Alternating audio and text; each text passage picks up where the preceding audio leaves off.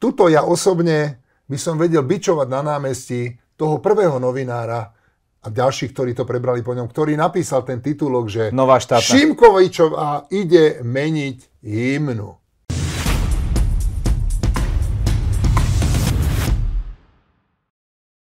Dnešným hosťom v diskusnom klube so Šimonom Žďarským je hudobník a tak trochu aj politický komentátor, pán Marián Grexa. Dobrý deň, vítajte.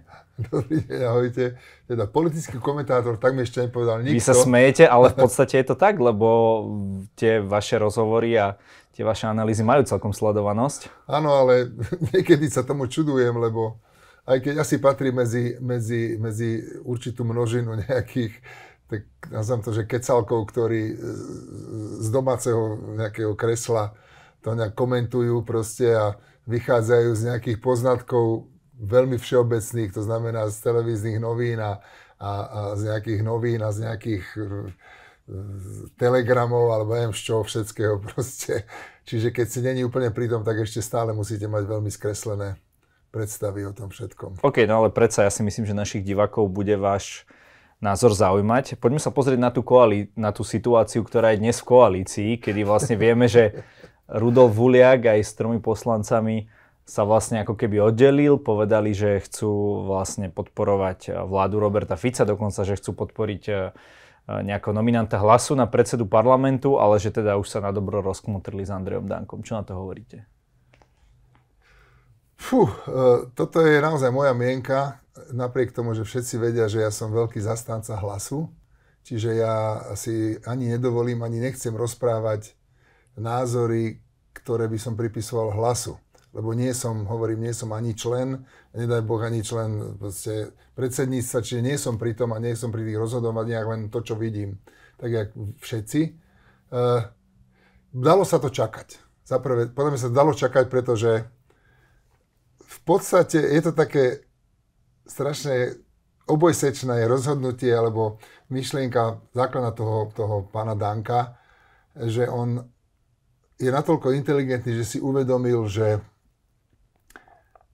nemá takých silných ľudí v SNS, ktorí by mu donesli taký výtlak, aby sa SNS a hlavne on pretlačili do parlamentu a preto proste vyškrabal všetko okolo seba, všetkých, ani nie že strany, lebo ani Huliaková strana nemá až také nejaké hrozné čísla, ale skôr on možno má zopár, ale proste nazvem to skôr jednotlivci ako Taraba, že má nejakých 60 000 followerov niekde na Facebooku alebo kde a henten mal toľko a pani Šimkovičová Kotlár sa volá, myslím, že s pánom Kotlárom proste vďaka tej svojej televízii mali nejakých sledovateľov a nejakých ľudí, ktorým fandili, čiže tam bol predpoklad, že tí ľudia im dajú svoj hlas a tým pádom sa zvýši počet voličov z SNS, keď to dá na kandidátku SNS. Čiže toto bol, čo som sa teda čudoval, že našiel v sebe tú prefíkanosť a odvahu, že to spravil.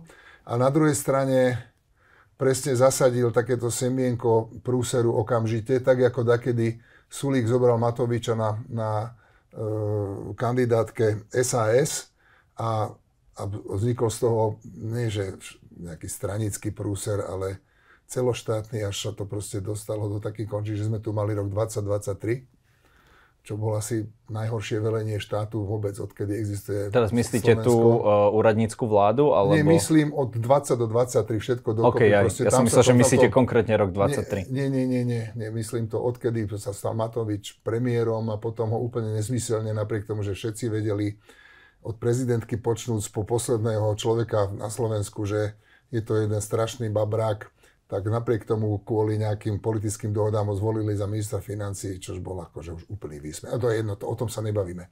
Čiže tu si vlastne aspoň teda podľa mňa, si v podstate hneď zavaril pán Danko tou vecou aj na budúci prúser. A aj keď prúser je to natoľko, že vy keď sa dohodnete, natoľko teda viem tie vzťahy pochopiť, pretože bol som 8 rokov mestským poslancom a tam je to všetko to isté len v menšom a bol som 5 rokov župným poslancom. A tam to funguje trošku podobne. Čiže na začiatku, keď sa dohodli nejakým spôsobom, že ako to bude vlastne fungovať v tej strane. A keby všetci dodržali, čo treba, teda hlavne Danko, ja neviem teda, čo všetko nedodržal, ale čo počúvam pána Huliaka, tak v podstate brutálne to bolo. Brutál sa tam udial, dosť veľký odžup, aj keď teda tiež si nemyslím, že pán Huliak povedal zase úplne všetko, hovorí len svoju stranu. Boh vie, jak to tam je. No proste teoreticky, ak by tá kandidátka SNS, na ktorej vlastne sa dostalo 10 ľudí do parlamentu, a z toho v podstate originál SNS je len Danko, čo už bol prvý taký znak, že fúha pozor. No a potom si myslím, že presne preto ich ten Danko poposúval na tie funkcie mimo parlamentné, to znamená štátni tajomníci a ministri a podobne, aby proste splnomocnenec, aby uvoľnili miesto už originál SNS ľuďom do parlamentu, ktorí by sa tam ináč nedostali a tým pádom vlastne by mal vzniknúť nejaký konzistentný klub SNS, ktorý bude hlasovať vždy spoločne a tak, ako treba, nazvem to, alebo tak, ako si predstavuje Danko, alebo tak, ako sa dohodnú, alebo niečo. A vždy by mali dokázať nájsť nejaké spoločné riešenie. A plus ešte v rámci koalície. No ale ako počúvame obidve strany, tak sa tam udiali nejaké prapodivné veci a svojím spôsobom sa ani nečudujem zase Huliakovcom, že odišli a že to robia to, čo robia. Aj keď je to brutálne egoistické od nich takisto. Je to strašná tuposť podľa mňa od pána Danka, čo spravil, že tam nedodržali nejaké veci. Teraz to hovorím naozaj sám za seba, nie som člen Hlasu ani nikoho. A ja myslím, že mám kopec kamarátov, ktorí to vidia veľmi podobne a teda každý buď fandí niekomu inému, alebo nikomu. Proste. Čiže inými slovami, vadí vám, do akej situácie to vlastne priviedlo to konanie Andreja Danka, ale ani Rudolf Huliak sa momentálne nechová úplne košer. Na jednej strane v podstate by mi to mohlo byť úplne jedno, nech si robia čo chcú svojím spôsobom, keby to neškodilo koalícii ako takej. Lebo ja som momentálne zástanca tejto koalície. Ja si myslím, že momentálne naozaj lepšia možnosť nie je. O tom by ste sa možno my vedeli polemizovať a viem, že vy ste asi na tej druhej strane. Ale to teraz nie je podstatné. Tak pre potreby rozhovoru určite. Áno, ale dobre. Ale to je proste môj názor a mňa na tom hnevá hlavne to, že bežný človek, ktorý nevníma nejaké detaily tej politiky, si povie, že no zase tá koalícia sa nám háda, čo to je, však to bude zase to isté, jak to robil Matovič. A nie je to to isté? No nie je to isté, prečo? Lebo keď si uvedomíte, tak za ten jeden rok trvania vlády súčasnej koalície ja neviem o žiadnom prúseri, ktorý by urobil niekto iný okrem ľudí pochádzajúcich z SNS. Ako tu neexistuje, tu ešte nikto nič neurobil také, proste všetky prúsery koaličné pochádzajú od SNS. Čo ma veľmi mrzí, že si to nevedia nejak upratať, alebo neviem, ako by som to nazval, pretože ja som, keď vznikla vláda, tak som si povedal, že ja mám dosť času, jednak som dôchodca, ale hlavne som muzikant, ktorý keď hrá, tak hrá piateky, soboty, hlavne teda večer alebo po večeroch, čiže cez deň mám čas. A som taký masochista, že sledujem aj parlament a čítam si proste aj rozhovory. Čiže akože aspoň to, čo je vo všeobecnom priestore, mám taký pocit, že mám celkom slušný prehľad. Neviem, čo je za tým samozrejme. No a keď vznikla vláda, tak som si klikol každého ministra minimálne na tom Facebooku. Ja viem, že každý z nich má aj dobré PR oddelenie, ale napriek tomu vidím, čo tí ministri robia, hlavne sledujem tých Hlasáckých, čo všetko robia, aké penzum roboty odvádzajú. Akože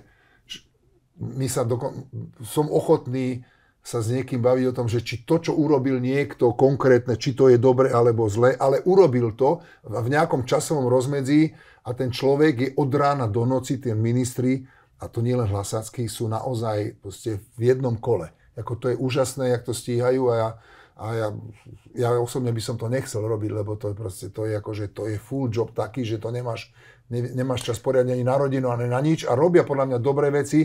Neviem, či by sme mali času proste hovoriť o tom, čo všetko sa urobilo dobre za ten rok, lebo stále čítam proste, že fú, a tu je zle a všetko je, no vôbec to si to vôbec tak aj keď vládol Igor Matovič, tak médiá ho tiež nešetrili, aj keď teda možno v koalícii súčasnej majú pocit, že ho šetrili, tak on nemá dobrého slova na tie červené denníky a podobne. Myslíte si ale, že napriek tomu, že teda ste fanúšikom Hlasu, oceňujete prácu jej ministrov, nerobia si tie zvyšné dve koaličné strany z Hlasu tak trošku srandu, už len tým, že už x mesiacov, ja neviem koľko, či to je 3/4 roka, nemáme vlastne predsedu parlamentu, odkedy bol zvolený Pellegrini za prezidenta? Neviem, či by som to nazval, že si robia srandu, ale je to určitý disrespekt, ktorý mňa osobne uráža. Ja si myslím, že typol by som si, že aj členov, hlavne popredných členov Hlasu takisto, ale proste aj to sa mi páči na druhej strane na Hlase a na jednotlivých členoch, že sa dokážu veľmi diplomaticky správať. Oni sú naozaj tí slušní ľudia, ktorí proste sa nesnažia vyvolávať nejaké hádky. Veľmi, veľmi občas odpovedia na nejaký útok, keď už je toho priveľa, ale snažia sa proste si robiť svoju robotu a nerobiť nejakú zbytočnú hanbu, alebo neviem, jak by som to nazval. Je to naozaj o tom, že, lebo po toľkých útokoch od SNS, lebo útoky zo Smeru neprichádzajú, Smer si zase tiež dáva veľký pozor. No aj zo Smeru nejaké prichádzajú. Sem tam nejaké dobré. Hovoria o nich ako o liberáloch a o tých, ktorí majú k LGBT možno liberálnejší postoj a podobne. Dobre, a to je jedno proste. Nie, viete čo, ono je tam, je vidieť, podľa mňa na Smere je vidieť veľmi, ako sa snaží, keďže obidva, aj Smer, aj Hlasu, sociálna demokracia, na Smere je veľmi vidieť, aspoň teda z môjho pohľadu, ako sa snaží oddeliť Smer od Hlasu, proste nájsť tie rozdiely, lebo veľa majú spoločného v rámci sociálnej demokracie. Už len asi zrejme za chvíľu sa ma na to spýtate, už len túto konsolidáciu, čo sa robí, proste majú relatívne podobné názory, ako ju treba robiť, na rozdiel od PSK, ktoré má, ak má vôbec nejaký názor, ktorý som nezistil doteraz, poriadny, tak má úplne iný názor, ako tú konsolidáciu treba robiť, pretože to je naozaj pravda, že všetci vedia, že je to prúser a treba konsolidovať, pretože táto vláda nastúpila a mala, tuším, 24 miliard dlhu na krku. No, okolo 60% HDP. No, proste šílené peniaze sa tu rozhádzali za tie 3 roky. Šílené. My si to, podľa mňa... Nie len za tie 3 roky. No dobre, ale proste tam to vtedy strašne stúplo. A teraz je naozaj najvyšší čas to nejakým spôsobom dať na poriadok. To znamená, že všetci chcú šetriť a teraz ide o to, že kto ako chce šetriť. Lebo jedni, aspoň teda, keď som čítal ten Odorov plus minus návrh, tak to mal dané zo zákona, že úradnícka vláda teda mala pripraviť vyrovnaný rozpočet, takže to nebolo, že by on...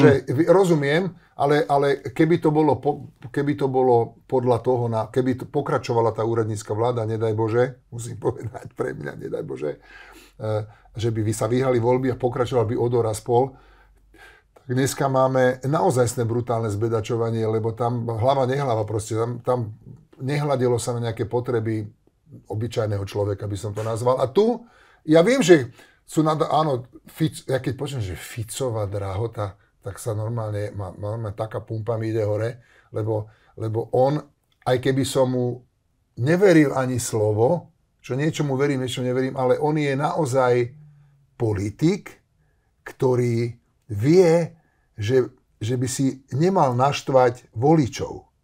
To znamená, on není ten človek, ktorý nemá problém zdvihnúť ceny a všetko. On by chcel, aby to ostalo čo najnižšie, aby on bol ten dobrý, ale teraz sme to povedali tým škaredým spôsobom, lebo normálny spôsob je naozaj, že je to premiér, jaký je taký, za tie roky všeličo možné preskákal, ale on a celá táto koalícia sa snaží, aby sa to zdražovanie a všetko dotklo čo najmenej bežného človeka. Ale to sa práve asi nedarí, či? Čo je to nedarí? Keď vieme, že vlastne štát na tej ušetrenie v rámci štátu z tej konsolidácie zhruba 5% a neviem, či vôbec, a 95% z toho zaplatia ľudia a firmy, ale teda v prenesenom zmysle ľudia. Ale vždy to zaplatia ľudia, však to nemôže zaplatiť. Tak oni to tak hovorili, že chcú.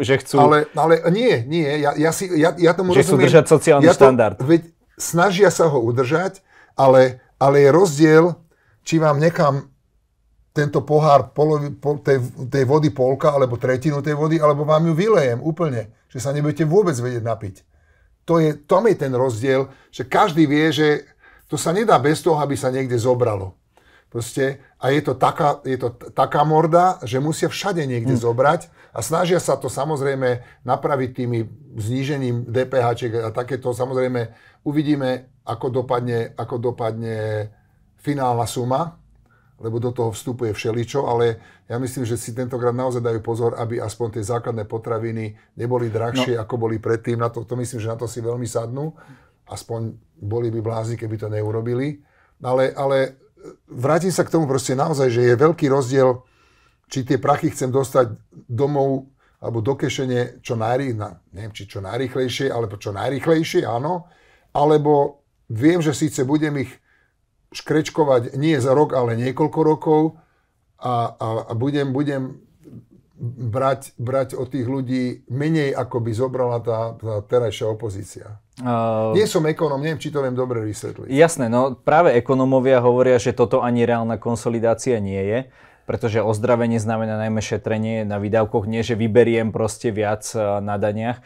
A hovoria, že práve všetky tieto podnikateľské vlastne služby, ktoré oni chcú zdaniť, nám znížia vlastne náš rast ekonomický. Viete čo?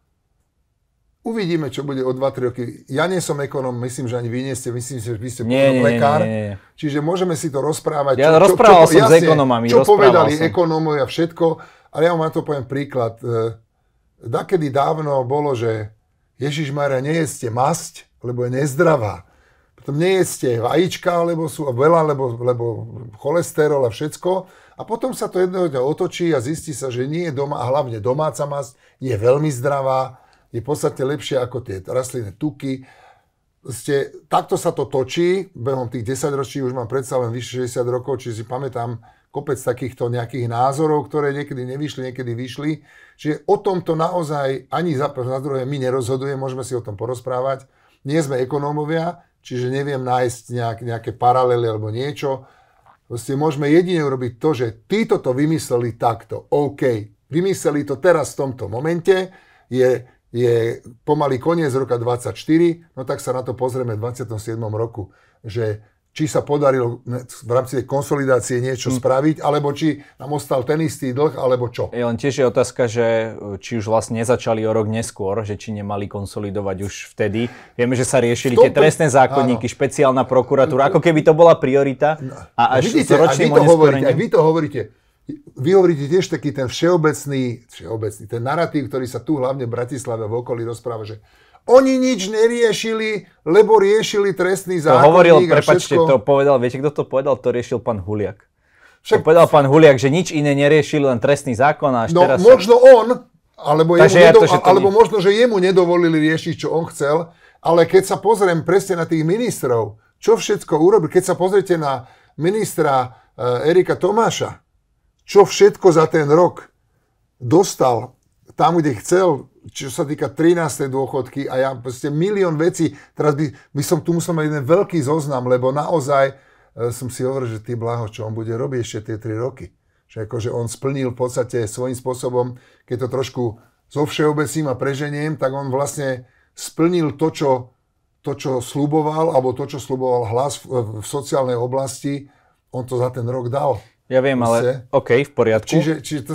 Dobre, no. Na druhú stranu bolo tam aj to, že poslali sociálku na rodiča toho dieťaťa, ktorý vlastne mal strieľať s nejakou tou, alebo ukazovať tú guličkovú zbraň pri dome, kde sa zdržiava Peter Pellegrini. Však to bol idiot. Ja viem, ten rodič bol idiot. Sorry, boli ste idiot, že keby to urobil 2 týždne predtým, ale nič sa nestane. Či to nie je taká zbytočná ukázka sily a to vlastne štátnej buzerácie, že pošlem na ňo sociálku, keď dalo sa to možno riešiť nejakým štandardným spôsobom. No, nerob to. A ďalší by to zase spravili. Viete čo? To, že poslali na takého rodiča sociálku a potom sa to vysvetlilo, nezobrali mu dieťa predsa. Pokiaľ viem, nie.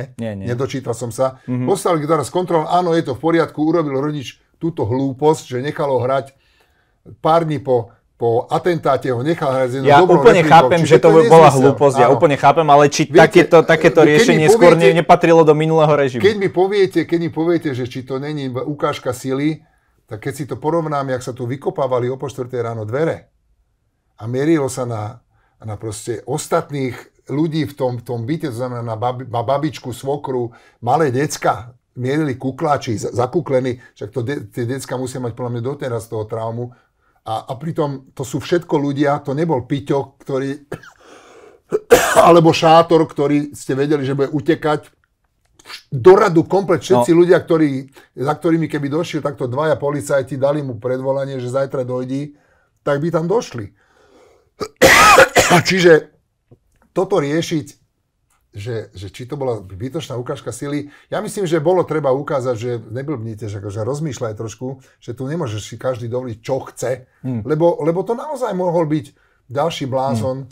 Ja len v rámci jednom z týchto príkladov, tak pri zadržiavaní Vladimíra Pčolinského, on práve tvrdil, že jeho dcera sa na to musela pozerať, ale práve tí vyšetrovatelia tvrdili, že mu povedali, že nech teda pošle dceru pozerať si rozprávky a on im mal povedať, že len nech sa pozerá, aspoň niečo uvidí, hej? Tak to len dávam ako keby ten názor z druhej strany. Dávam len názor z tej druhej strany. Áno, ale počúvajte. Že to je slovo proti slovu. Nie, to není slovo proti slovu. Verím obidvom. Budem brať, že obaja hovoria pravdu. Aj vyšetrovateľ, ale ja si predstavujem, že ja mám 9-ročnú dcéru. Ja sa tiež neviem predstaviť, že by som to povedal. A teraz o 3:30 ráno, keď všetci spíme, ešte aj tí psi všetci, čo máme doma, vykopnú vám dvere, psi začnú štekať, mačky začnú behať jak bláznivé, všetci sa posereme len chcem povedať, že šéf SIS mal ešte ochranku, ktorá spala v tom čase, tak to je tiež zaujímavé. Áno, tak to je ale ďalší problém, ktorý by sa rieši, ale akože vtedy povedať, už keď sme tam s kuklami na ksichte a so samopálmi v ruke a už je tam aj tá dcéra, aj tá jeho manželka, všetci sú tam, už to vidia a vtedy byť taký dobráci, že no pošli tú dceru na boj, nech si pozerá v telku, však tá dcera už, čo už na tom napozerá na tej televízii. To je, ja som nevedel toto, čo som im povedal, teraz fabulujem z toho, čo ste povedali, akože to stačilo, už aj keby ju odviedla mamička niekam inde do druhej izby, tak to dieťa sa bude klepať celý deň. Jasné, len toto nie je téma nášho rozhovoru. Poďme naspäť k tej konsolidácii.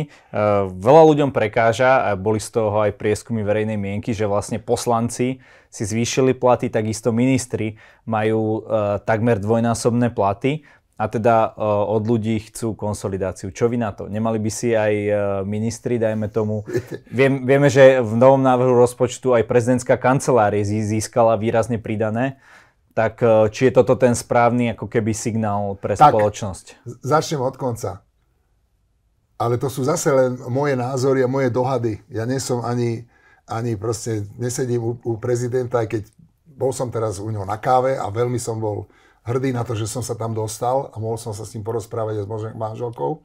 Proste mám ho naozaj veľmi rád, tohto prezidenta. Na ňu som veľmi hrdý, najhrdejší zo všetkých prezidentov proste a mám ho rád. Ale neviem teraz presne ten pomer, koľko mala predtým kancelária pani Čaputovej a koľko má on nejakých, neviem o koľko percent sa to zdvihlo. No, desiatky percent. Dobre, nech nefabulujeme. Dobre, nech fabulujeme. 30-40%. Áno, malý, čo 30 melónov a on 60 dostal 50, alebo 60 dostal 100, neviem koľko to je.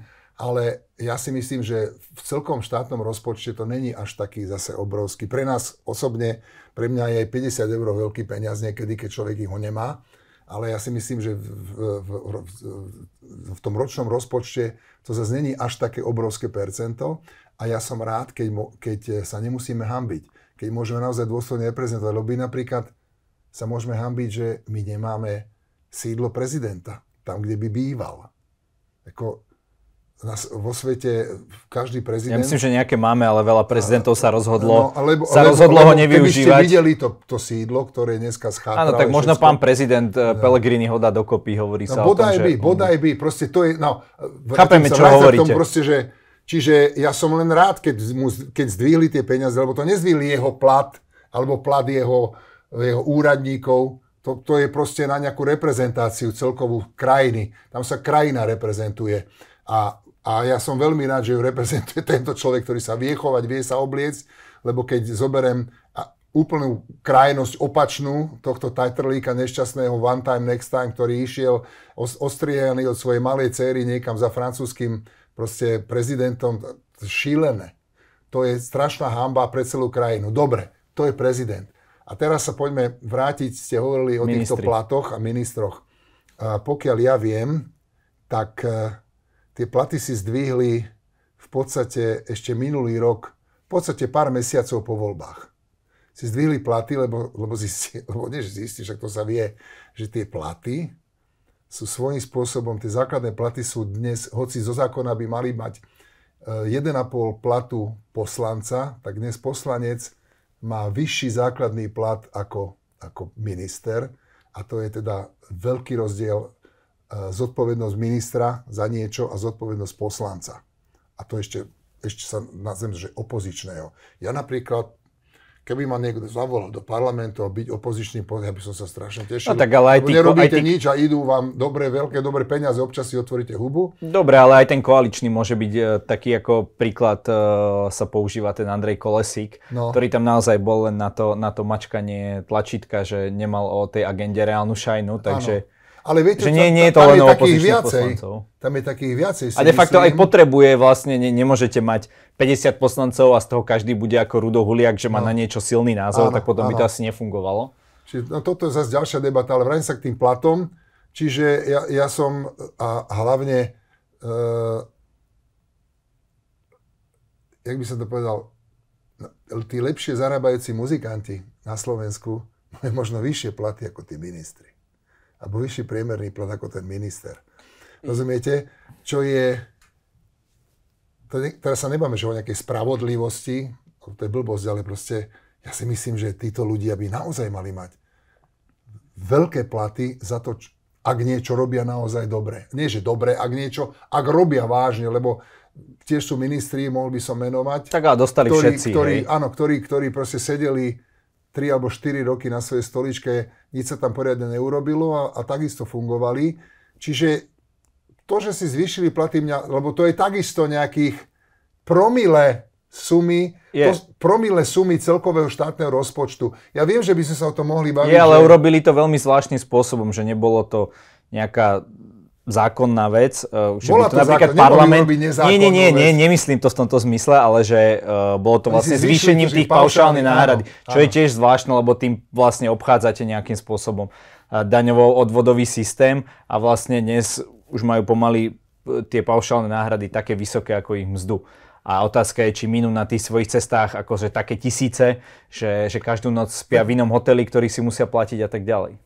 Pozrite sa, hovorím, že nie som ekonóm, neviem tieto presné čísla a v podstate svojím spôsobom je mi to relatívne, kým ich tie prachy neukradnú, dovtedy je mi to úplne jedno, akým spôsobom ich dostanú vlastne úradným a zákonným spôsobom. Nech majú ten plat, ktorý proste by mal mať ten minister, lebo naozaj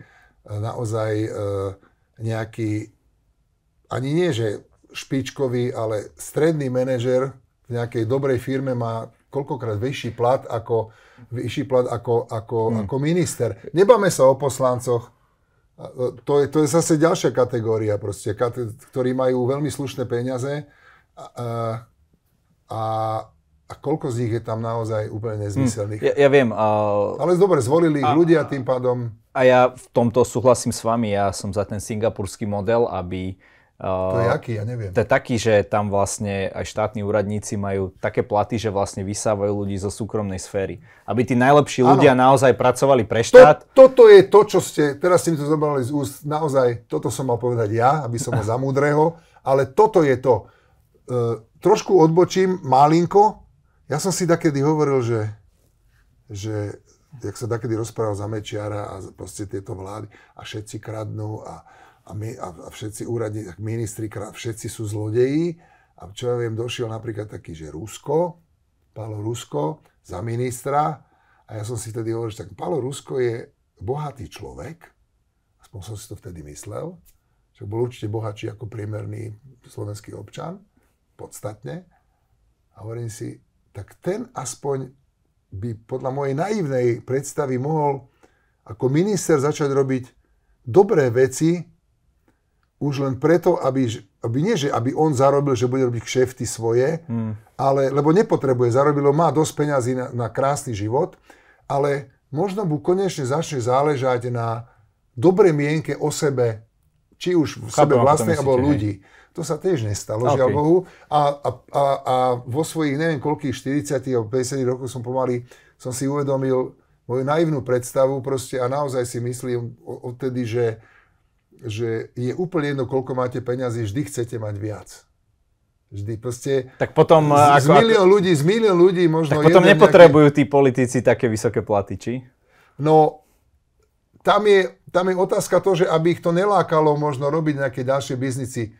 Keď ich urobia napriek tomu, ja myslím, že okamžite, nie že z funkcie, ale keď na to dojde, mali by si to brutálne, tam by si to mali dvojnásobne odsedieť, ako za bežnú defraudáciu si odsedí niekto, nejaký úradník alebo niekto. Dobrý príklad takého politika je Andrej Babiš, ktorý vieme, o koľko sa zdvihla vlastne hodnota toho jeho koncernu, aj keď teda on hovorí, koľko platil daní, ale otázka je, koľko dostal na dotáciách a akým spôsobom si vlastne. No a s Andrejom Babišom uzavrel Matúš Šutaj-Štok zmier ohľadom jeho pôsobenia to hovoríte vy, štátnej bezpečnosti. Ja som to čítal iba bezpečnosti. tiež niekde, že uzavrel zmier, ja tomu nerozumiem, akože to znamená, že už sa tu nebude ďalej súdiť o tom, či bol agent EŠTB a má papier z ministerstva. A to môže urobiť minister vnútra? Asi očividne áno. Tak mne sa to nezdá. Na Ústave pamäti národa je ďalej evidovaný ako agent EŠTB, ale... A čo je oficiálny dôvod, že prečo? Lebo toto som veľmi nesledoval. Priznám sa, že mám takú plnú hlavu slovenských politikov a slovenskej politike, že normálne sa programovo vyhýbam dokonca, a nie že zahraničnej ako takej veľmi, ale ani českej, čo je najbližšie k nám. No myslím, že sa zastavili práve tie súdne spory, ktoré on viedol s týmito organizáciami. Čo bol oficiálny dôvod, že prečo sa zastavili? No, lebo navrhnutie Šutaj mu povedal, že už to nebudeme robiť. To je nezmysel. To nemôže. To proste nemôže ani minister. No dobre, ale reálne má takýto papier, tie súdy sa zastavili ale pôjde do volieb ako... Musí mať nejaký úradný alebo oficiálny dôvod, musí tam byť napísaný, ja som nečítal, že prečo sa zastavuje to trestné konanie, alebo to pátranie, alebo neviem, čo to je. No to je práve ten zmier. Viete. Ktorý uzatvorili. Takže vám sa to nepozdáva? Nie, ja som toto vôbec, vám na to neviem povedať nič, lebo som to vôbec neriešil. Vôbec. Zachytil som to v nejakých správach, ale neriešil som to, vôbec som nešiel do nejakej, však neviem ani poriadne, čo to je vlastne. OK. Ide len o to, že vlastne teraz Andrej Babiš bude mávať s týmto papierom počas celých volieb, aj keď ďalej je evidovaný vlastne. Ale ja si myslím, že to, čo hovoríte vy, mu otrú o nos všetky, nielen slovenské, ale české médiá. To znamená, nech si potom tí voliči vyberú. Viete, keď pozerám teraz, dokonca už v normálnych mainstreamových médiách, novinách a televíziách, čo vždycky trošku spomenú tie americké voľby, čo sa tam deje, tí kokos, čo oni si o sebe porozprávajú. Však to je čistá psychiatria. Tak jedna vec je, čo si porozprávate, a druhá vec je, keď ste boli oficiálne nejaký komunistický fízel, hej, a donášali ste na svojich... Áno, ale v tom prípade by nemal byť ani český prezident českým prezidentom. Neviem, či on bol... Ten nebol fízel, ale viete čo, keď bol niekto... vojenskej spravodajskej keď bol niekto...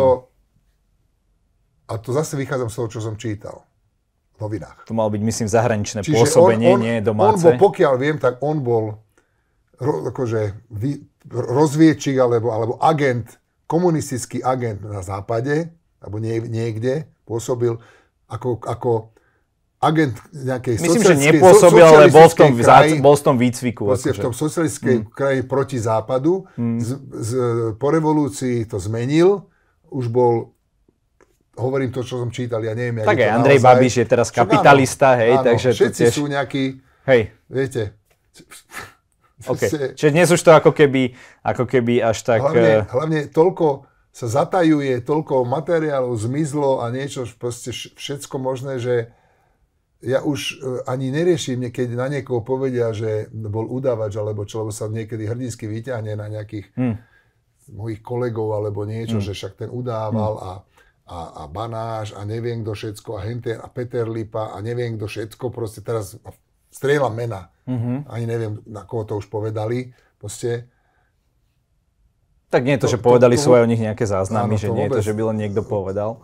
Nemá zmysel, pre mňa to už nemá zmysel riešiť. Po 30 rokoch to sú dneska starí ľudia, ktorí urobili, aj čo sa týka Banáša, aj napríklad toho Petra Lipu, alebo aj iných ďalších možno, urobili za svoj život toľko dobrého, ako keď mi niekto povie, že Nohavica bol udavač, tak ja vám na to poviem, že vôbec ma to nezaujíma, keď idem na jeho koncert, a zahlbím sa do tých nádherných pesničiek, do tých textov. Proste. OK. Ešte sa chcem spýtať na Petra Pellegriniho. Vy teda hovoríte, že je to najlepší prezident, ale je tu kritika vlastne z obidvoch vlastne častí spektra, že nadmerne vlastne hájí stranu Hlas prvýkrát už vtedy, keď vlastne loboval za to, aby ich zobrali k európskym socialistom a druhýkrát, keď sa z toho New Yorku prihlásil a vlastne tak povedzme diplomaticky dohováral Andrejovi Dankovi, aby proste neútočil na ten Hlas a podobne. A to je z obidvoch častí spektra. Ale keby ten Danko, to čo povedal o Hlase, alebo teda o ministroch Hlasu, povedal na ministrov Smeru, čo sa nikdy v živote nestane, lebo on je naozaj... Sa asi bojí Fica. To není slovo ani bojí, podľa mňa by som neviem, či použil, možno horšie. Povedzte. Proste nie, to je poviem. A povedal by to na ministrov Smeru a prezident Pellegrini by z New Yorku cez telemost alebo cez nejaké video povedal to isté, čo povedal, tak by ste tvrdili, že fúha, on nie je nestranický prezident, lebo on hájí Smer. Ja myslím, že hájil iba nejakú... Ja budem za ňo bojovať. Vtedy to, čo povedal, sa snažil podľa mňa len ukludniť situáciu jednak v koalícii a to, že to bolo SNS a Hlas. Pozrite sa, všetci, čo sa v tom vyznajú, trošku vedia veľmi dobre o veľmi silnej animozite pána Danka voči pánovi Pellegrinimu. O tom sa vie. Vieme, že napríklad útočil na jeho sexuálnu orientáciu pred voľbami. O tom sa vôbec nechcem baviť, lebo to naozaj... Nie, boli to ako dosť nechutné útoky. No. Samozrejme, pridal sa Igor Matovič potom. No, však som to akože vždycky... Ale začal Danko vtedy. Vždy začne Danko. Všimnite si to, že normálne, však vy máte na to možno čas, keby bola zábava a sadnite si a začnete googliť, tak za ten rok zistíte, že každú hádku alebo každý útok začal Danko. To je človek, ktorý je podľa mňa neukojený, neuspokojený nejakým spôsobom šilené. To je proste, je to pre mňa je to, možno by som, ale nie som člen Hlasu, čiže keby som člen Hlasu, tak nepoviem, ale mohol by som povedať, že toto je najväčšia boľačka koalície, ani nie že Hlasu, ale koalície ako také, lebo zopakujem to, čo som povedal na začiatku, že proste za rok väčšinu, alebo v podstate každý taký nejaký fakt hlúpy prúser pochádzal zo strany SNS a žiaľ Bohu sa to vála na celú koalíciu. Vždy. Proste, a samozrejme opozícia to veľmi vie využívať. V živote nepovedia, že všetci sú, že henty sú fajn, Smer aj Hlas sú fajn, ale čo to robí, to sa nie. Koalícia a dneska, čo som videl, všetci sa už sledujete rozpad koalície, proste tieto mantry, čo hovorí pán Šimečka. Pripustil to aj Marek Maďarič, to není nejaký fanúšik. Marek Maďarič je jeden... Človek, ktorý sa v tom vyzná. No, dobre. Marek Maďarič je jeden veľmi slušný chlap. V živote som asi 2-krát stretol a rozprával sa s ním chvíľu. Veľmi oficiálne. Nesedeli sme ani na káve, ani na pive, ale myslím, že to je veľmi slušný chlapík, ale hlavne je to človek, ktorý už odišiel dávno zo strany Smer. Nie je politikom. Zrejme vie si viac rozoznať, keďže tam bol, tak vie, ako fungujú vzťahy, vie si to lepšie nejak upratať v hlave, že jak to vlastne naozaj je. Ale napriek tomu je to dneska jeden už skončený politik a ja neviem, či není aj trošku zatrknutý alebo nejakým spôsobom, že nemohol vlastne v rámci, teraz fabulujem, že nemohol v rámci Smeru riešiť to, čo považoval on za dobré, lebo proste nakoniec ho odstrihli z nejakého dôvodu, alebo odstrihol sa sám, on sa odstrihol sám. Lebo sa mu nepáčilo smerovanie toho Smeru. Na to vám poviem možno taký hudobný príklad, alebo by som to nazval, viete, je svojho času, neviem ako je to teraz, lebo už veľmi nechodím do rádií, ale za sociku som mal zo pár kamarátov medzi hudobnými redaktormi televízie a rádia. Kopec ľudí som tam neznášal, alebo podľa mňa kopec hudobných dramaturgov, ktorí pracovali na normálne papier hudobný dramaturg existoval, boli neúspešní muzikanti alebo neschopní muzikanti, ktorí proste nemohli sa uživiť hudbou alebo niečo a začali robiť týchto dramaturgov. A toto mi trošku teraz evokuje aj ten pán Maďarič. Trošku, nechcem sa ho dotknúť ani nič, pretože môže to byť všetko samozrejme niečo ináč. Ale ja ako starý sklerotik som zabudol, že kde sme tu vlastne začali. Že čo povedal ten Maďarič, kvôli čomu že koalícia môže stratiť väčšinu. Áno. Vždy môže stratiť väčšinu. Vždy sa môže nájsť medzi 79 ľuďmi nejaký... Ani nie, že jeden, aj viacerí exoti, ktorí proste sa rozhodnú, že z nejakej pocitu, každý to zahrá samozrejme na česť a svedomie, ale väčšinou to je skôr u takých dobre, ale keď hovoríte o exotoch... Busines, ako hovoríme my Maďari. Dobre, tak nazvali by ste... Dobre, máme tu 3 poslancov Národnej koalície, ale čo napríklad 3 poslanci Hlasu, ktorí napríklad nehlasovali za Šimečkové odvolanie. Šalitroš, Miguel Malatinec. Teraz sa mali stretnúť so Šimkovičovou, takže oni vyzerajú... Ako ich hodnotíte? Viete čo, bol som veľmi zarazený, keď nehlasovali spolu s koalíciou za toho Šimečku, priznám sa. Šalitroša ani som nevedel, že existuje, priznám sa. Akože prvýkrát som počul to meno vtedy, keď sa toto stalo. Pána Malatinca som stretol v Banskej Bystrici prvýkrát, lebo on je z Banskej Bystrice. On bol tuším viceprimátor, alebo neviem, niečo také tam bol. A stretol som ho tam, keď pán Pellegrini prvýkrát hovoril o tom oficiálne, dal do placu, že bude kandidovať. A sama Miguela poznám, akože sa párkrát sa stretli, či už bol ako redaktor, alebo teraz proste na nejakých akciách Hlasu, na ktorých som bol aj ja. A mi prípada ako veľmi rozumný chlapík a toto ma teda zarazilo, musím povedať. Ale zoberiem ten argument, čo dneska bolo, že sa stretli, teda, že chceli vypočuť oni traja. Nestačilo im len akože nejaký všeobecný názor, že nebudeme hlasovať za jeho odvolanie, ale chceli sa si jej spýtať na nejaké konkrétne veci. Viem, že toto sme my robili takisto na meste, že sme si zavolali konkrétneho človeka. Okay, čiže je to v poriadku. Čiže je to, vidíte, nakoniec hlasovali za to, je to v poriadku. Ako môže to Viete, ja vám poviem na to takúto vec. Keď všetci hlasujú, 79 zahlasuje, tak vám opozícia povie, že to sú cvičené opice, tí len stláčajú gombíky, nerozmýšľa nikto, lebo len buď Fico alebo Pellegrini, alebo niekto povie a ostatní stláčajú gombíky. Keď sa náhodou nájde niečo takéto ako títo traja, ktorí majú nejaké svoje pochybnosti, ktoré si potrebujú vyčistiť a potom hlasujú, tak už je z toho, že už sa rozpadá koalícia, lebo sa tešíme, samozrejme, musíme sa tešiť, že... Ale či je toto ten pokoj, ktorý nám sľubovali? Aj pán prezident. On napríklad bol veľmi nespokojný s tým, že sa odvolala, teda ona sama odstúpila, ale nebudem špekulovať, že či k tomu, do akej miery k tomu bola dotlačená. A on napríklad hovorí, že si vie predstaviť úplne inú ministerku, ktorá by skončila. To povedal Pellegrini. To povedal pani Šimkovičová. Áno. Áno, však dobre. Že či tomu Hlasu a aj Pellegrinimu neskáču koaliční partneri po hlave. Ale ako mu skáču po hlave? No napríklad tým, že musela odísť ministerka Dolinková, ktorá, vy ste sa zastali ministrov Hlasu, že nespravila proste ako keby nič zlé. Áno.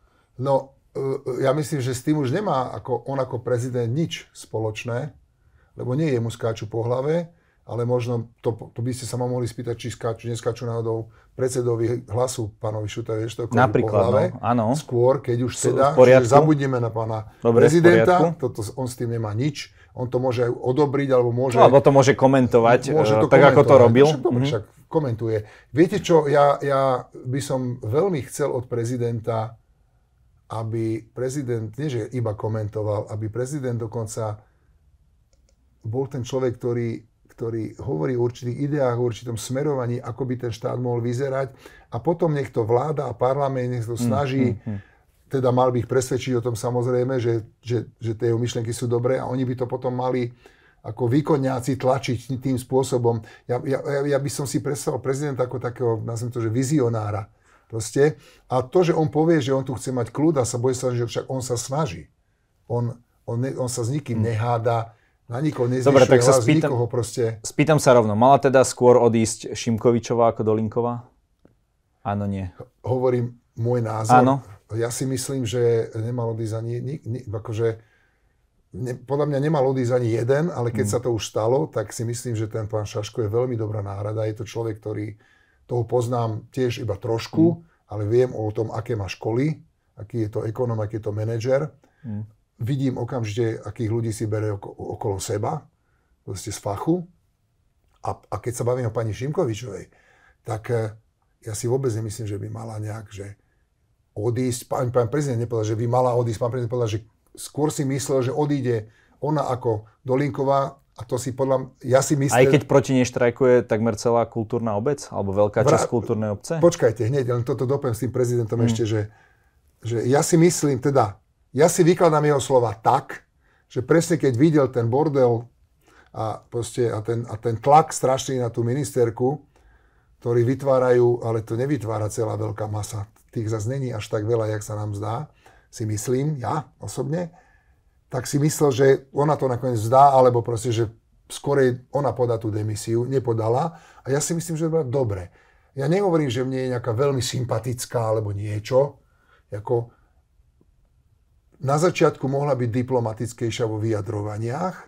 Dnes vôbec sa nečudujem, že sa vyjadruje tak, jak sa vyjadruje a chová sa tak, nechcem povedať, že arogantne, ale chová sa tak studeno a odmietavo voči novinárom, lebo keby vás každý deň niekto došiel fackať, od rána do večera by vás kopal do zadku a fackal, tak takisto k nemu budete milí a ona to zažíva denne. To je akože taký tlak, to si nevieme nikto predstaviť. To ja zažívam možno 100 z toho, kvôli svojim názorom, že na Facebooku nejaký blbeček napíše proste, aký som idiot a neviem čo všetko a čo všetko neviem.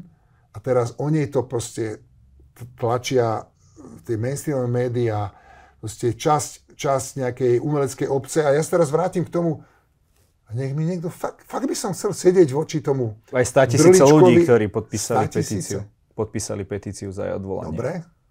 Podľa mňa kopec ľudí, však minimálne som videl v správach, keď sa pýtali, tí ľudia nevedeli, na čo tam stoja. Že prečo vlastne odvolávame.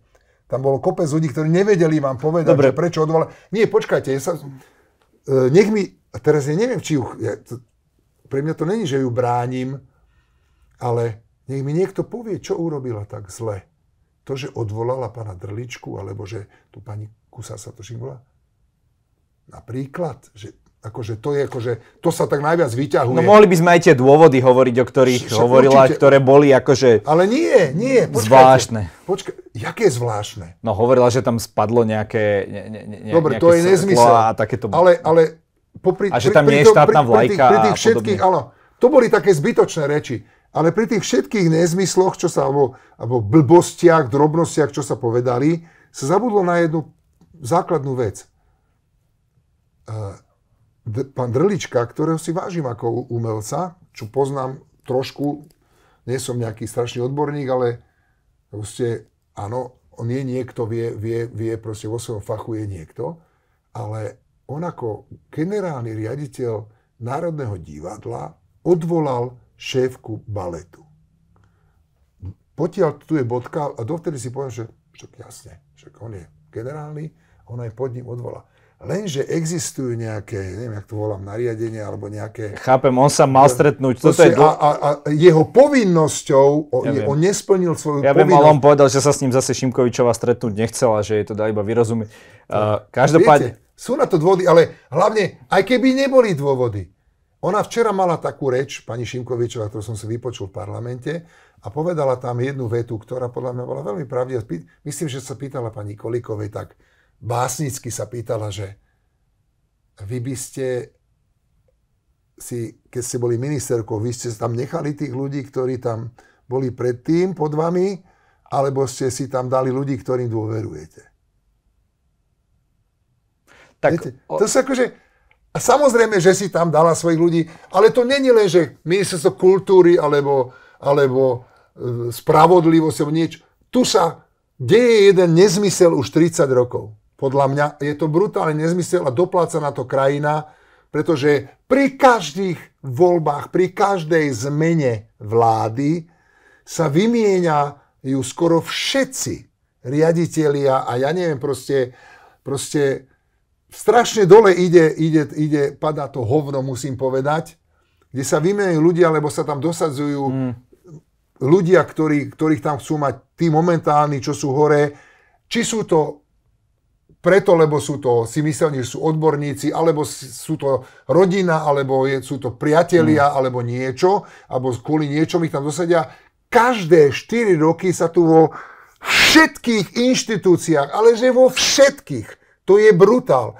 Tu my sa bavíme o pánovi Drličkovi, pani Kusej a ešte, ona, pokiaľ viem, povedala včera číslo, že z 24 riaditeľov vymenila 7, čo je asi tretina plus mínus. Pán Kňažko prvý deň svojho ministrovania vymenil úplne všetkých. Úplne. Ale to nie je, že to len taký príklad. Tak otázka je, ale potom aj tá kvalifikácia, keď jedinou kvalifikáciou šéfky Bibiany bolo, že bola aj susedkou v Kidze, v Rakúsku. O tom sa môže baviť. Ale viete čo? Áno, dobre. Ale lebo ten princíp je zlý. Keď Jožo Pročko rozhodoval o tom, že v tých okresných úradoch kto bude, Jožo Pročko rozhoduje. Nebol to len Jožo Pročko, boli tam nejaké komisie z tých poslancov. Ale áno, no tak... To je niečo neuveriteľné. A kde má byť nejaký odborník, však moja žena robila v samospráve, čiže viem plus minus, čo mi rozpráva veci, tam musí byť človek, ktorý sa vyzná v tých chodoch toho celého tej samosprávy, toho mesta, proste zákony, podobne. A tu sa to takto... A vy sa to naučíte? Dajme tomu, že ja vás tam dosadím, lebo ja som sa stal nejakým zázrakom minister, ja vás dám do Senca za okresného Ja viem, čo chcete povedať, ale... Viete, a vy neviete o tom nič, ale ste mi sympatickí a viem, že mi budete držať stranu a budete mi zaviazaní, keď vás tam dám, no tak vás tam dám. A vy, keby ste boli idiot, tak sa na to vykašlete a prežijete 4 roky nejakým spôsobom tam, lebo tí podriadení, čo sú tam, tí už vedia robiť, takže vy si to tam odsedíte. Alebo keď ste rozumný človek, tak sa za 3/4 roka, možno alebo za rok, naučíte väčšinu vecí, ktorú tam človek potrebuje a viete to robiť. A za 4 roky vás vyhodia. Nie kvôli tomu, že ste robili zle, ale preto, lebo to treba to vymeniť.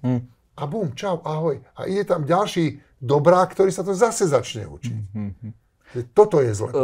Áno, keď si predstavíte napríklad nemocnice, hej, že štátne versus tie súkromné, tak si predstavte, že by napríklad Penta odvolávala riaditeľov, proste tých, alebo aj skôr, hej, každé 2 roky, tak ako je minister nejakého šéfa ich zdravotníckeho, tak asi by to ďaleko nedotiahli.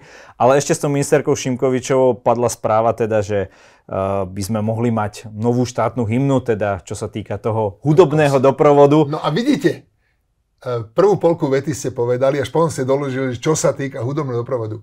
Tuto ja osobne by som vedel bičovať na námestí toho prvého novinára a ďalších, ktorí to prebrali po ňom, ktorý napísal ten titulok, že Šimkovičová ide meniť hymnu.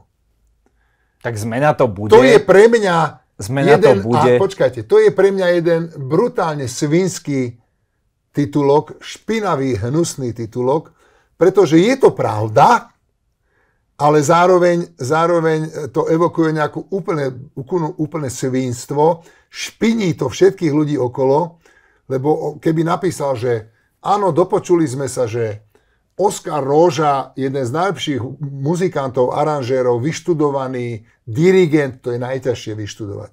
Na Vysokej škole hudobnej dirigent je najťažšie štúdium, pokiaľ viem.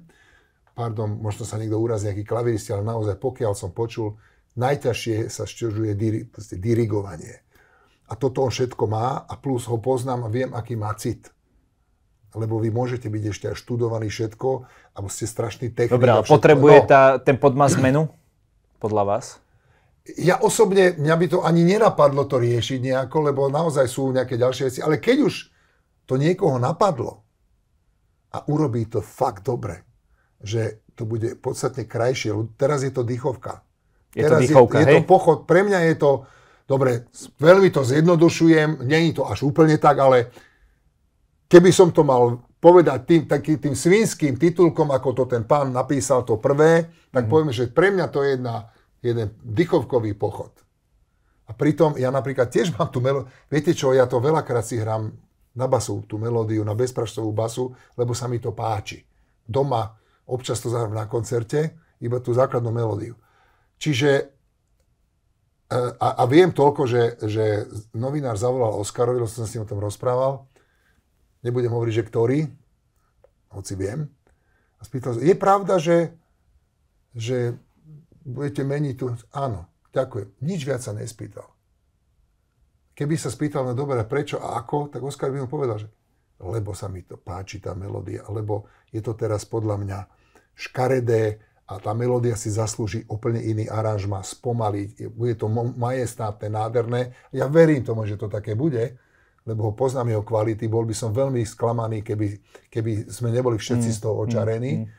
On mi hovorí, vieš, povedal mi, a to myslím, že už dokonca sa mu podarilo aj v nejakej pravde alebo niekde proste povedať, lebo nikto sa ho nepýtal na to okrem pravdy a okrem toho, že to mohol povedať u toho Daniho Kolára, ktorý je ten zlý fašista, ale dal možnosť povedať Oskarovi svoju pravdu proste. Čiže pre mňa to je v pohode. A on mi povedal, a mne to povedal do telefónu, že poď sa, Marianko, že tu existovala československá hymna.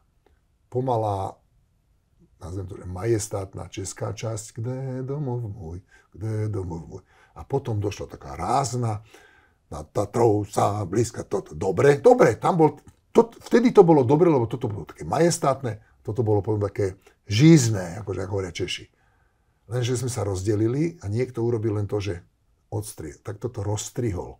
To znamená, odišla česká majestátna hymna a nám ostal len ten pochod, dokonca tak blbo, neviem, či si to uvedomíte. Nie, ja nemám hudobný sluch. Ja nemám hudobný sluch. Nie, toto není o hudobnom sluchu. Že tá hymna začína rovno spevom. Raz, dva, tri, na Tatrou sa... Ako máte začať spievať, keď neviete ten prvý akord? Čiže väčšina ľudí, keď má začať spievať hymnu, musí počuť prvé slovo alebo prvú slabiku aspoň, aby mohol nastúpiť na tú hymnu, aby to nespal ako úplný magor. Proste, čiže on povedal, že dal som tam dopredu nejaký takt, proste, alebo niečo. Čiže bude jasné, hej, kedy sa začne spievať.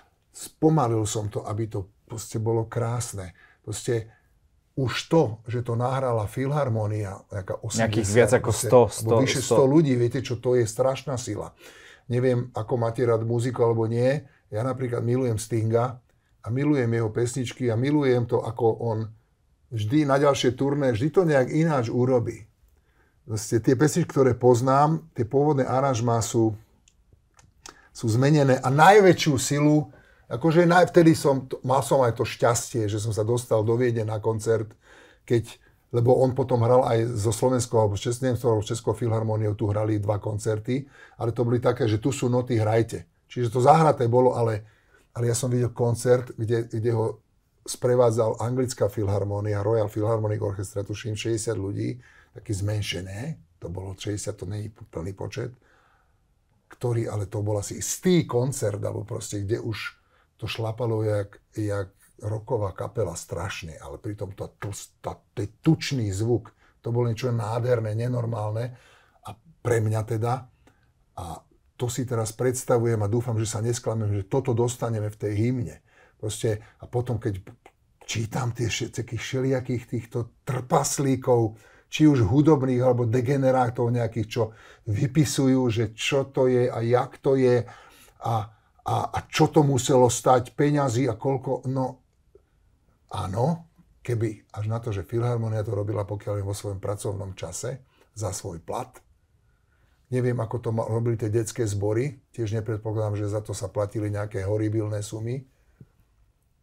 Oskar by si, neviem, aké je to dielo, vypočujem si veľmi rád, ale nie som ten, čo by určovať. Ja myslím, že ak to urobil dobre, tak si zaslúži naozaj veľmi slušnú sumu za to, lebo to nás bude reprezentovať všade proste, či to bude šport, alebo proste hoci kde. No zatiaľ na olympiáde sme mali iba jednu medailu, tak uvidíme, či budeme či sa vrátime opäť k tým úspechom našich športovcov. Ale to není vinou novej hymny. Ja budem rád, že čím viac aby hrala hociaká hymna na športových podujatiach. A možno, že teraz, neviem, či sme vyčerpali tému nová hymna, čiže pevne verím, že tak, jak je to naplánované, pokiaľ som počul, že po novoročnom prejave, alebo neviem kedy, proste pána prezidenta Pellegriniho zaznie prvýkrát v živote táto nová hymna, tak teda vynovená, alebo nie vynovená, nazvime to, že vynovená. Nie, nazvime to, že nanovo prearanžovaná hymna, viem to, že je komplikované, ale proste tak to je. Keď sa už o tom bavíme, a teraz urobím taký oslý mostík a trošku prihrejem si vlastnú polievočku trocha. Remake spravili pesniček Modusu. Lebo sme sa bavili o tom, že nechcem byť braný ako nejaký politický komentátor, lebo ja som hlavne hudobník, to by sa hudobníci naštvali, ja som spevák. Teraz to je taký hudobnícky fór, proste spevák není hudobník svojím spôsobom. Tak, jak bubeník není hudobník. To sa tak medzi hudobníkmi sranduje. Ale ja mám viacero kapiel, tak ako herec hrá vo viacerých inscenáciách alebo v nejakých divadelných kúsoch. Jedna z tých kapiel, v podstate tá, ktorá je momentálne tak viac, vždycky niektorá viac funguje, menej a podobne. Tá, čo posledné roky funguje najviac, sa volá Modus, alebo volala sa Modus Memory, spomienka na Modus. Ja som bol svoj času v rokoch 83 až 85. Zakladateľ? Nie, zakladateľ Modusu boli 15 rokov predtým možno. Nie, nevadí, ale nechcem, aby to zaznelo. Nie, mňa tam zavolali už do veľmi rozbehnutej, veľmi slávnej kapely. Vtedy, keď nám skončila kapela Demika, tak proste ma zavolal Kamil Petera, ja som vtedy išiel a bol som 2 roky členom spevákom skupiny Modus, nahrali sme 2 platne. Teraz vyšla reedícia Najlepšie dievčatá, platňa, na ktorej sú Sklíčka a podobne. O tých nechcem rozprávať, lebo som 100-krát rozprával. Plus ďalšia platňa, každý niečo hrá. Potom som odišiel na vojnu a potom som mal už vlastné kapely. No. A teraz som si pred 8 rokmi urobil kapelu Modus Memory, spomienka na Modus, kde sme 4 muzikanti, 5 speváčka. Sú tam vlastne dneska 2 speváčky, ktoré sa striedajú. A snažil som sa to urobiť tak, aby tam boli takí muzikanti a hlavne takí speváci, aby sme si mohli dovoliť zahrať a zaspieť všetko, čo ten Modus niekedy vyprodukoval, vrátane gombitovej význania napríklad. A tieto speváčky to dávajú v originál tóninách, proste všetko krásne. Sú to šikovné, výborné speváčky, herečky, profi baby. A tých 8 rokov sme hrali nejaké koncerty, párta, čo všetci ostatní. A my sme tie pesničky, tie najväčšie, my máme v podstate taký repertoár, že sú tam nejakých 30 piesní, čo to sú naozaj vybraté špeciálne, najväčšie hity Modusu, ktoré existovali. Aj to, čo spieval Meky Žbírka v tom čase, čo to je Gombitová, Lehocký, Znášení, Význanie, Úsmev, Sklíčka, tieto veci.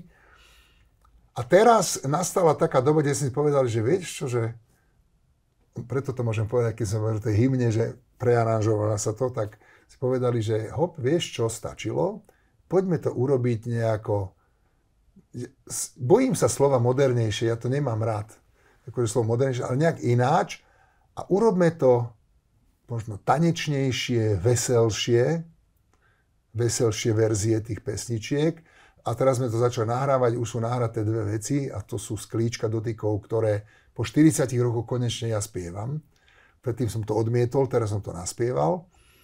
Je to jedna veľmi veselá verzia, veľmi tanečná. Plus sme nahrali takú tú melancholickú Robertu. Pesnička Roberta, neviem, či vám to niečo hovorí. To nie. To je jedno. Proste taká melancholická pieseň, z toho takisto vznikla taká tanečnejšia, veselšia, rýchlejšia pesnička. A dokopy z toho budú 2 albumy teda? Z toho, že 30 piesní? No, my to nejdeme teraz nejak, nerobíme to s tým, my asi vydáme z toho nejaký nosič, ale nerobím to primárne preto, že chcem vydávať nejaký nosič, lebo nevidím na to dôvod. Proste chceme to dať do rady. Áno, ale tak dovtedy to aj tak neurobíme všetkých 10 alebo 12 toho, čo sa týka tej prvej várky. Ale chceme to hrať, lebo viem, ako ľudia reagujú naživo, keď hráme na nejakých veľkých akciách a podobne a chceme im to ešte lepšie približiť, tam sa ľudia chcú baviť. Čiže toto je primárne urobené na to, že aby sa tešili z tých pesní, tak sa tešili a prísť ešte dodanú hodnotu, že tie tempá, to všetko bude to oveľa veselšie. A musím povedať, že a je mi to ľúto, že to nie je môj nápad, ale pustil som tie 2 pesničky, som poslal Kamilovi Peterajovi, že pozri sa, že takéto verzie existujú. Ten mi okamžite volal, strašne bol nadšený, sa mu to veľmi páčilo. Janovi sa to takisto páčilo. Jano, ale keďže je škarohlíd, to nazvem českým slovom, taký ten morous, tak on vás veľmi nepochváli, ale keď nenadáva, tak znamená, že to je, lebo už mi v aute, keď on občas s nami hráva, tak sa bavíme o nejakých muzikách, aj o prerábkach modusáckých pesničiek a na niektoré veľmi nadával, ale tu mi zavolal, že dobre, také veselé, všetko dobre, no ale vrátim sa ku Kamilovi, ktorý normálne nás zavolal na kávu s Henrym Totom, lebo Henry je v podstate hlavný aranžér toho, plus mu veľmi pomáha klavirista Ivo Petrík.